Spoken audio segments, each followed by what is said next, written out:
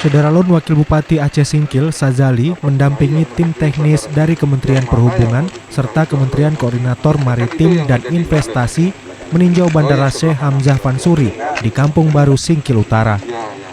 Turunnya tim teknis yang turut dihadiri tim Dinas Perhubungan Aceh memastikan perencanaan pengembangan bandara, mulai dari perpanjangan runway hingga penambahan fasilitas.